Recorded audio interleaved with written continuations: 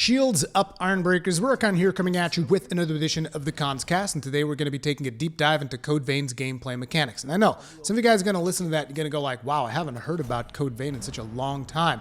And yes, you are correct. However, there was recently an event in San Francisco that I got to attend where I was able to finally get some hands-on with the game, as well as interview the game's producer, record some gameplay footage that you guys are watching right now in the video.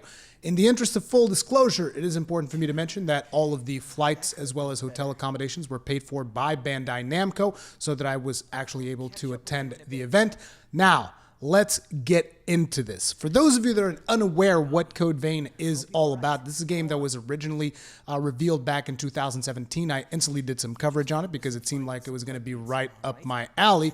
And the short description of this game would be a Souls-like action RPG currently in development by Bandai Namco. And a lot of the people that are on the team that is working on this game have also worked in God Eater, which is why some of the visuals and aesthetics might feel somewhat similar to God Eater 3, if you guys have played that at all. But it is very much its own game. It's not just like God Eater Souls or something like that. Now, while this game does draw on a lot of inspiration from Souls with its challenging nature, it also manages to carve out its own style, both from a mechanical and visual standpoint. Now, I'm going to be doing a separate video to talk about my gameplay impressions, how the gameplay actually feels. This video is going to be about explaining all of the different mechanics that this game has, because I do feel that mechanically it is a very deep game. There are a lot of systems around it, and I think that if you like the idea of customizing your own character, making it your own, defining your own playstyle, and you also happen to like Souls, I think that this is going to be a game that you are going to really, really enjoy. So first, let's start by taking a brief look at the controls here so that you can get an idea of the number of actions that are available to you at any given time. I should mention there's a small mistake in this particular picture where the controls for item use and cycle items are actually swapped, but I think that's pretty obvious as you look at the controls and you know, if you've experienced other games of this genre before.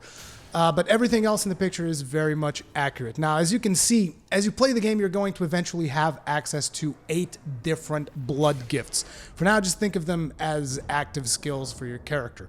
There is a weak attack, charge attack, drain attack, which can also be weaved into a combo. The drain attack is something special. We'll talk more about that as we go through the video. There's also blocking, dodging, and parrying, which works very similar to Souls with invincibility frames as well as counters. There is a launch attack that I didn't really use. However, I do have footage of that launch attack being used.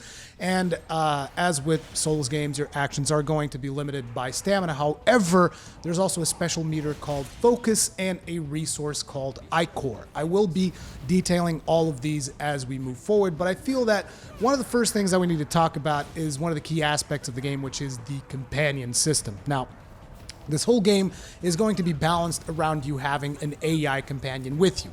You can disable this if you want, like you can just tell the companion to stay at the base and you can venture out on your own if that is the way that you prefer to do it. Just know that there aren't really any advantages to doing so beyond the fact that you know that reliably that the enemies are always going to be attacking you and they're not going to be attacking, you know, your AI companion as opposed to you. And I know that for some players that is going to be an advantage because there are several players that prefer not to have that aspect of randomness of like, oh, is it going to attack my companion? Is it going to attack me?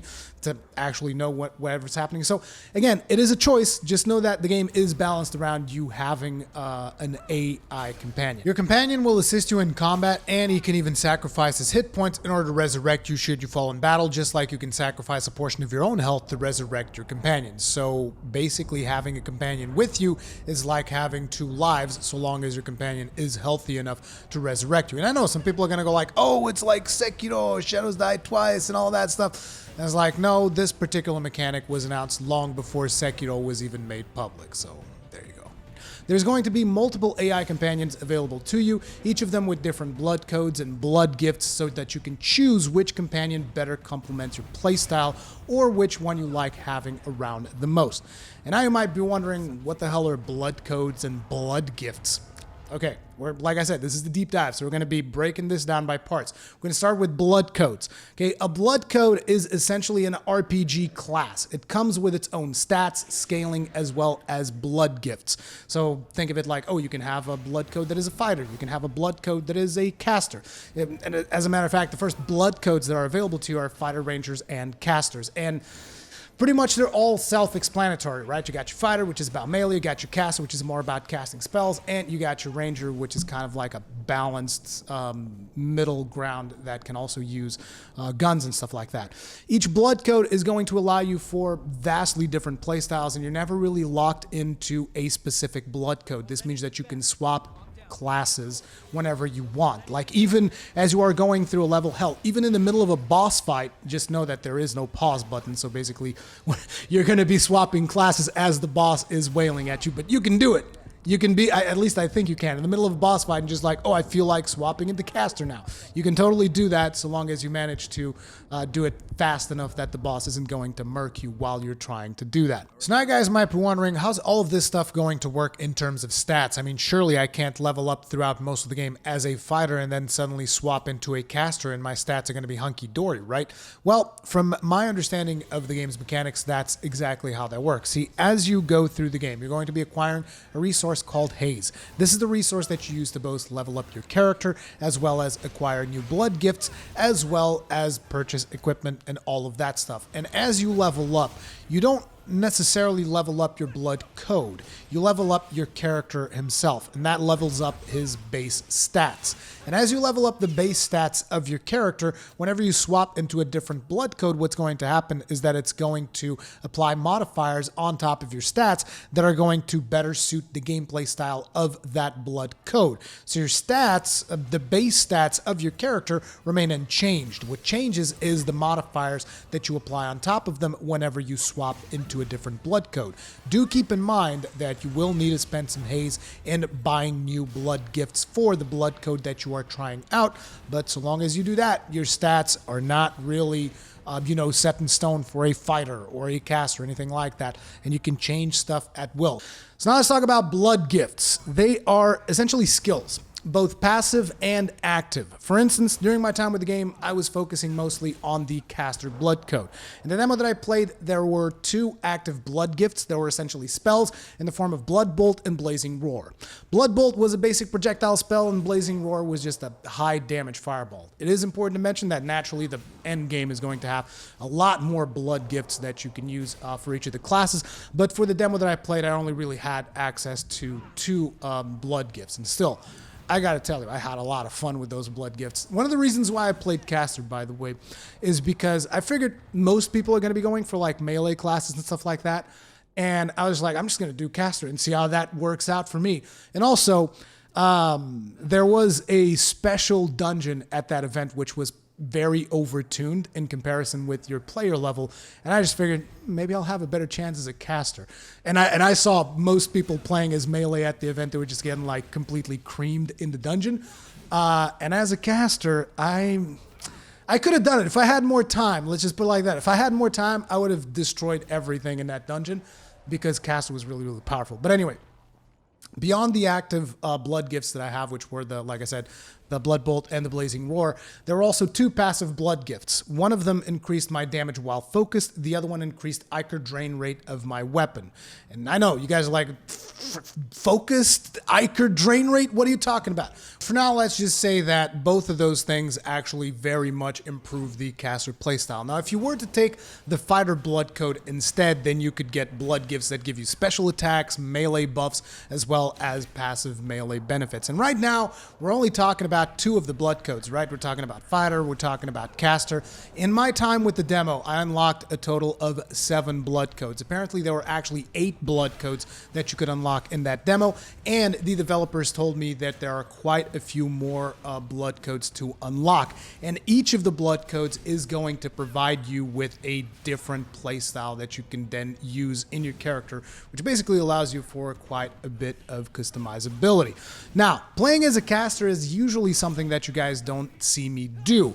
Now, one of the reasons behind that is because I don't like to deal with the resource management that typically comes with caster classes, like the limited nature of mana, as well as the consumables to replenish that mana. However, I actually really like the way they did it in Blood Vein. Now, I mentioned earlier one of my passive blood gifts was increased ICHOR drain rate of my weapon. Let's elaborate on that. In Blood Vein, there is no mana. There is ICHOR. And in a lot of ways, it's almost kind of like Bloodborne's Quicksilver bullets. It's a flat number that shows on the bottom right of the screen, and you will see it decrease whenever I use a blood gift with my character. Now, the reason I like the way Code Vein handles this particular system is because they provide you with a lot of ways to replenish your ICHOR. Just to give you an idea, attacking your enemies in melee gives you ICHOR. Parrying an enemy and using a counterattack gives you ICHOR. Backstabbing an enemy also gives you ICHOR. Attacking with your Blood Veil, and I know you guys are going to be like, Blood Veils? What the hell are you talking about now? We'll get into that. Attacking with your Blood Veil also gives you more ICHOR.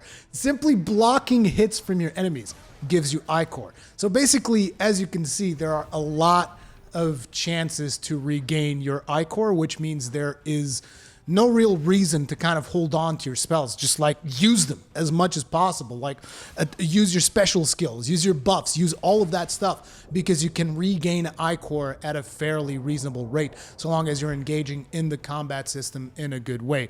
And it just incentivizes you to kind of like experiment with all of your skills instead of just saving stuff for challenging encounters. Now, your choice of blood code is also going to influence the amount of ICHOR that you can have, your maximum ICHOR. The caster blood code has a lot, which is why you'll probably see numbers like ranging into the 30s in terms of ICHOR. The fighter has considerably less, and naturally, depending on the other blood codes, how hybrid they are into casting or how hybrid they are into fighting, they're going to have more or less ICHOR, and they will give you different benefits because of that. You know, increasing your defenses or decreasing your defenses in order to give you more offenses. There's always going to be a lot of stuff that you can kind of have in terms of the blood code that you are using. Now, earlier I also talked about a focus meter and how certain skills affect your character while focused. The focus meter is a small gauge above your stamina, and you can gain focus by taking damage or dodging enemies at the right time. And I know you guys are like, taking damage? Yes, it's almost like a recovery mechanic in a lot of ways, and I don't mean like recovery as in you recover your hit points. It's a recovery mechanic that gives you a chance to get back into a fight if you are just getting, you know, repeatedly pummeled. Because as you take more damage, you're going to trigger your focus gauge pretty fast, depending on the amount of damage that you are taking. And once you get that, once you actually go into focus mode, then you're basically, you take a little bit less damage, you're going to deal more damage, you're going to be able to perform a special launch attack, and basically there will be passive abilities with certain blood codes that will also give you further advantages for entering focused mode. Do remember that it's not just about taking damage. If you're able to dodge the enemies at the right time, like just as the invincibility frame is about to trigger and the enemy is attacking you, so if you're able to roll through attacks, do stuff like that, the focus is also going to trigger, and it is also going to allow you to you know, deal more damage, get all the benefits of being in focus mode. It is important to mention, though, enemies also have the focus mode. You can see it above their health gauge, that they also have a little focus gauge there. And basically, if you start dealing a ton of damage to an enemy in a very short period of time, he's going to enter focus mode. And if you're not careful, he's going to beat your ass. So, you know, that's another mechanic that you got to keep in mind. So, earlier, I mentioned the concept of blood veils when we were talking about ICHOR. And I know, again, do not confuse blood veils with blood codes. Blood codes are the equivalent of RPG classes. Blood gifts are the equivalent of skills. Blood veils are your armor. However, in Code Vein, your armor is also a weapon in more ways than one. So your Blood Veil is going to provide you with offensive and defensive stats. It's going to provide you with scaling. So you will want to pick a Blood Veil that is better suited for the stats of your character. So for instance, if you're playing a caster, you want to get a Blood Veil that increases the damage of blood gifts, and it increases the scaling of stats that increase your blood gifts as well. If you are playing a fighter, you probably want to get something that increases your strength in order for you to deal more damage, or something that increases your defensive stats, or something along those lines. But not only that, beyond just providing you with stats, both offensive and defensive, it is an actual weapon onto itself. Earlier in the video when I showed you the controls, there was an action there, which was the drain attack. That is where the blood veil comes into play. Whenever you do a drain attack, you're actually using the blood veil as a weapon. Not only that, but whenever you do a backstab, you also use the blood veil, as well as when you do a parry and a counter, you're also using the blood veil both to execute the parry as well as to execute the counter. I believe that it is also used during the launch attack. And during the demo that I played, I was able to use 3 different variations of the Blood Veil weapon. There were definitely a ton more Blood Veils with different stats, and I've seen footage of different Blood Veils that I don't think were available in the demo, which also give you, different types of attacks for the drain attack itself. So the weapons that I actually saw were the Claw, the Biting Fangs, I mean, that's names that I'm coming up for, as well as the Scorpion Tail. These are all like invented names that I'm just pulling out of my ass right now. But basically the Claw, you guys will probably have seen that because it is one of the things more prevalent in the gameplay material right now. You can see your character pull out this claw, he covers up his face, and it's and then he attacks with the claw. That is the Claw one. You'll probably have seen the Scorpion Tail in one of the companions, which is Mia. It's that companion that's got the rifle with the bayonet. That is the, she's got this little scorpion tail comes out and she attacks with it. You can have that as the player character as well. And then the double fangs were basically like a coat that you had on your back, and the sleeves would transform into almost like these dog heads, and then they would just like attack the enemy. And then the interesting thing about the Blood Veil attack is that I found that depending on the Blood Veil that you have equipped, it is going to give you different advantages. So the Claw, whenever you attack with your drain attack, it's going to do like a swiping, arcing motion in front of your character, whereas the Scorpion Tail is more like a thrusting attack that goes directly through. And I actually used it during the demo to great effect. I was really surprised because I was able to just like pierce through 3 enemies who were just like in a single file line with the Scorpion Tail, and it did a ton of damage. Like, I was really surprised. I personally really like the Scorpion Tail. I also like the animations of the Scorpion Tail for whenever you do the backstabs or anything like that. But basically, they do bring quite a bit more to the fight. And do remember that you can weave these drain attacks with your blood veils in the middle of your combo. So you can be going like weak attack, strong attack, and then just like pull out a drain attack in the middle there and get additional ICHOR for doing so. So, there is a lot of depth to how you use your abilities and how you continue to deal damage to enemies. Now, when it comes to the weapons in the demo that we played, we had access to 5 types of weapons. We had regular swords, we had great swords, we had halberds, we had a hammer, as well as the rifle with the bayonet. You can actually fire the rifle with the bayonet. It's going to cost you ICHOR in order to take shots with it, and you can even charge a shot and get like a multi-shot type skill going off if you happen to do that. Now, the weapons that your character is able to equip are going to depend on your current stats, and those stats are influenced by the blood code that you applied onto your character, as well as the blood veil that you have equipped. Now, during the demo, for instance, when I was playing as a caster, I wasn't able to equip the long sword or the hammer. I believe that one of the reasons behind that is because my strength stat was just not high enough, because you don't get that much strength when you actually apply the caster blood code onto your character, which is to be expected. But I believe that in the final game, you will be able to have like a caster with a heavy weapon if that is something that you want, so long as you can find the appropriate blood veil that supports that type of playstyle. Like, you would need to have a blood veil that increases your strength significantly to make up for the fact that your blood code isn't really leveling up your strength as much. Now, if you guys are curious about the stats themselves, the stats in the game are strength, which is going to affect your physical attack and hit points, dexterity, which is going to affect your physical attack and drain rating being the rate at which your weapon drains ICHOR from your enemies.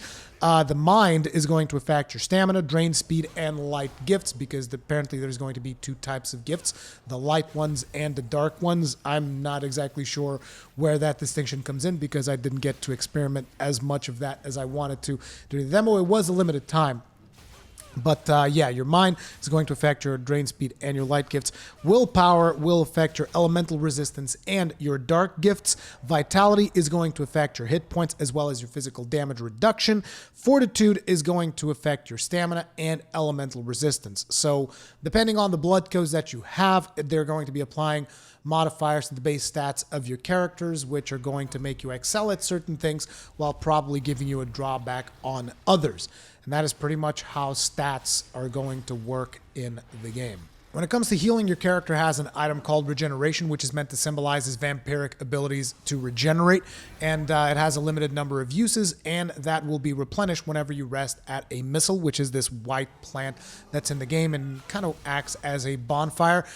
You will recover all of the uses of your regeneration item, but naturally all of the enemies are going to respawn as well. This is also where you'll be able to level up your character and do that kind of stuff. However, as you explore through the world, you will find a different type of missile, which is the rotten missile, and you'll be able to purify it. Now, the way this works is this game has a mini-map, but the mini-map isn't really mapped out, so to speak. So as you are going through a dungeon, you can kind of see the places that you've been to.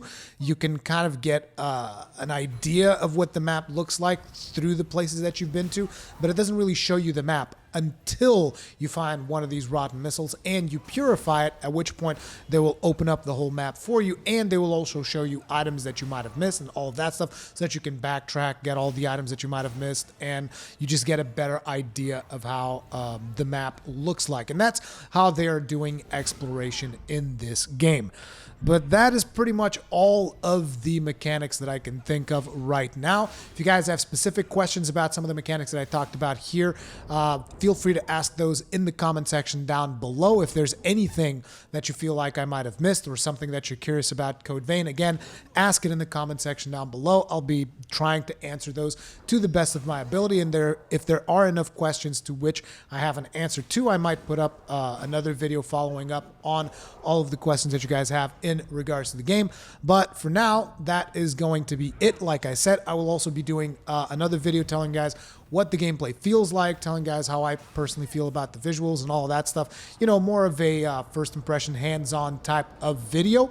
That will be coming up later, as well as the interview with the game producer and a couple of more things that I want to talk about in regards to Code Vein. So remember, subscribe, hit the bell notification icon so that you stay up to date with Code Vein and anything else that I happen to be working on. Thank you all very much for watching. If you guys enjoyed it, like button, or hit the dislike if you didn't like it, however you prefer. Stay strong, and may your shields never break.